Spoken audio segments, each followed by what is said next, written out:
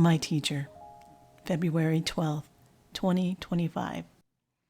Before I even open my eyes, I hear my boss, eager to begin his day.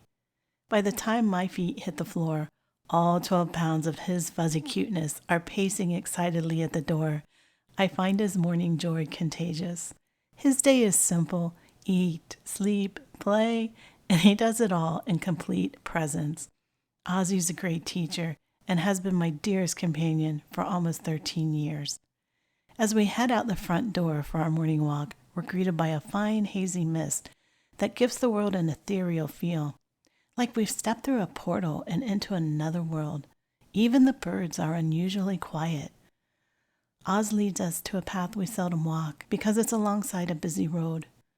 Already my senses are overwhelmed by the amplified sounds and smells of traffic when we turn the corner and walk into a thick cloud of cigarette smoke. Suddenly, I was a little girl gasping for fresh air in the back seat of my dad's car, and my mind began replaying negative memories connected to cigarette smoke continuously until I was blinded by pain.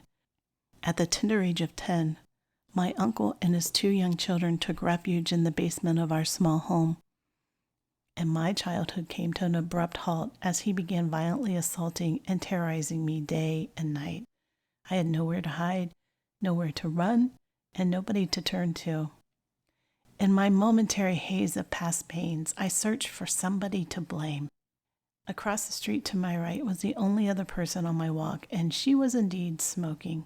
Not only was she in front of me, but she was also going in the same direction. Oh, great. I get to smell this all the way back home. Fantastic. How dare she fill my air with such filth, began the chatter of my mind. My mental rampage was suddenly interrupted by a new voice. It was my voice, but it was kinder and gentler, and it quietly asked, "Can you love her?" What? My mind reeled. Love her? But she's polluting my air, my lungs. She's your teacher. Love her. Those 5 words, spoken softly with so much compassion, shook me from the painful loop my mind had trapped me within. I paused to collect myself by taking a couple of deep breaths. I dropped into my heart and I asked to see the truth. As I looked across the street at the lady robotically filling the heavy, damp air with secondhand cigarette smoke, I saw that smoking was how she chose to cope with a life that hadn't been kind to her, a life that had stolen her innocence and in its place left pain, shame, and sorrow.